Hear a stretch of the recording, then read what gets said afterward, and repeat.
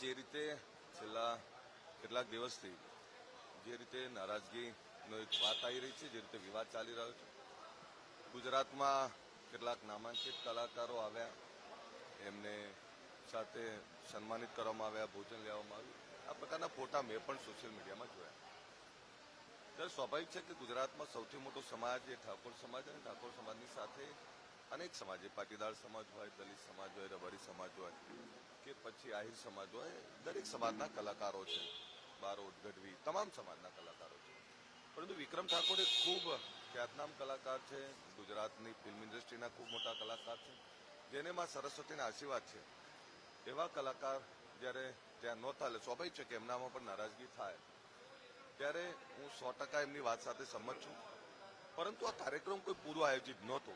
સરકારનો ઈરાદો વિક્રમ ઠાકોર જેવા ખ્યાતનામ કલાકારને ઇગ્નોર કરવાનો ના હોઈ શકે.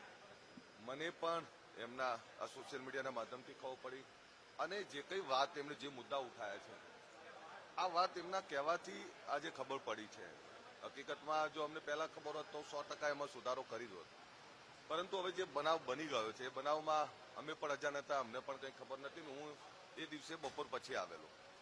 પરંતુ એટલું ચોક્કસ કહીશ કે સરકાર એમની સાથે સન્માનપૂર્વક વ્યવહાર કરવા માંગે છે. હું પણ કહું છું, અને મારી જવાબદારી છે કે વિક્રમભાઈ જ્યાં કહેશે ત્યાં સરકારમાં સન્માનપૂર્વક એમનું આમંત્રણ મળે.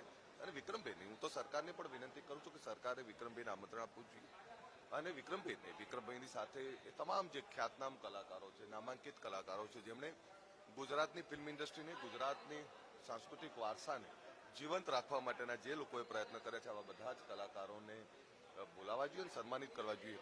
બીજી વાત એમણે જે કંઈ ઉઠાઈ છે, એ તમામ બાબતોનો અભ્યાસ કરીને સરકારમાં જ્યાં જે કંઈ વાત કરવાની યોગ્ય જગ્યાએ વાત કરીશ. હું 100% કહું છું કે જે એમની લાગણી છે, જે સમાજની લાગણી છે, એમની સાથે ઉભું રહેવું મારી જવાબદારી છે.